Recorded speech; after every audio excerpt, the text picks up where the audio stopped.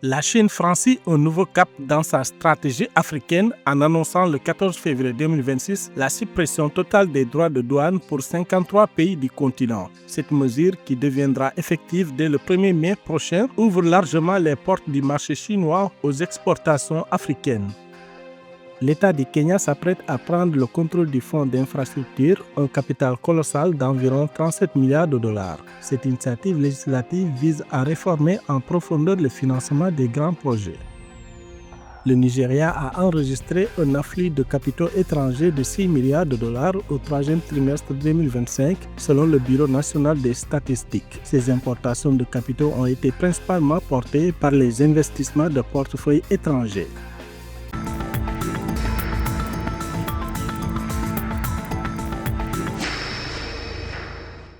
La Chine franchit un nouveau cap dans sa stratégie africaine en annonçant le 14 février 2026 la suppression totale des droits de douane pour 53 pays du continent. Cette mesure, qui deviendra effective dès le 1er mai prochain, ouvre largement les portes du marché chinois aux exportations africaines. Jusqu'à présent, Pékin appliquait déjà une politique de droits de douane nulle pour 33 nations africaines. L'initiative représente une accélération spectaculaire de la stratégie commerciale de la Chine. L'objectif est de transformer en profondeur les échanges entre la deuxième puissance mondiale et ses partenaires du Sud. La décision renforce par conséquent la position de la Chine en tant que premier partenaire commercial de l'Afrique. Il y a deux paliers qu'il faut regarder. Le premier, c'est ouvrir grandement la porte de la Chine aux minerais stratégiques africains. Et ça, la Chine a intérêt à le faire. Ne pas avoir des droits de douane permet justement aux industries chinoises d'avoir un avantage compétitif vis-à-vis des autres producteurs des mêmes produits. Cette suppression tarifaire offre aux produits africains un accès sans barrière à l'immense marché chinois estimé à 1,4 milliard de consommateurs. Les retombées économiques attendues incluent l'amélioration de la compétitivité des produits africains et la stimulation des exportations du continent.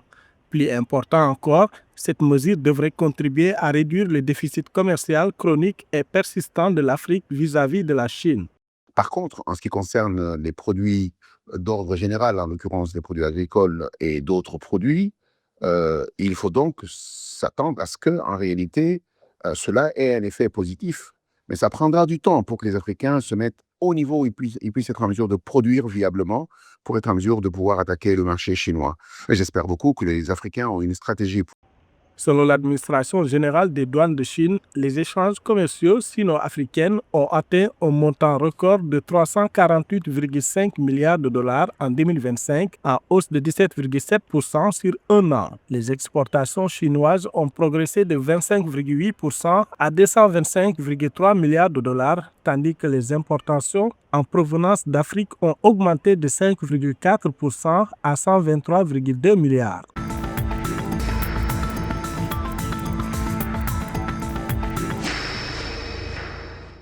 L'État kenyan s'apprête à prendre le contrôle du fonds d'infrastructure, un capital colossal de 5 000 milliards de shillings kenyans, environ 37 milliards de dollars. Cette initiative législative présentée le 16 février 2026 vise à réformer en profondeur le financement des grands projets. Elle marque un passage vers une approche centralisée et étatique de la prise de décision en matière d'infrastructure. L'objectif est clair, mobiliser les capitaux nécessaires pour combler le déficit croissant d'infrastructures du pays sans alourdir davantage sa dette publique.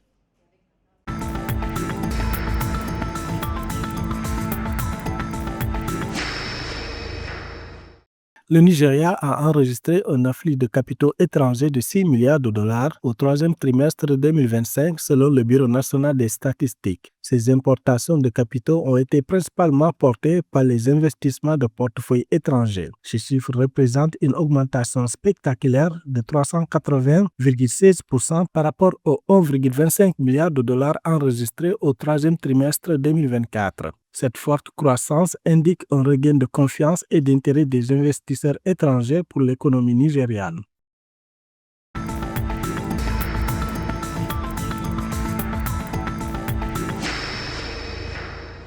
La séance de cotation du 13 février 2026 à la Bourse régionale des valeurs mobilières BRVM a été marquée par une hausse significative. La capitalisation boursière globale, qui combine les marchés des actions et des obligations, a enregistré une augmentation remarquable. Cette hausse s'élève à plus de 170 milliards de francs CFA.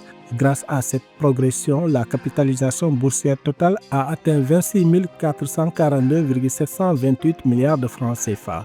Ce résultat témoigne d'une évolution dynamique du marché financier régional.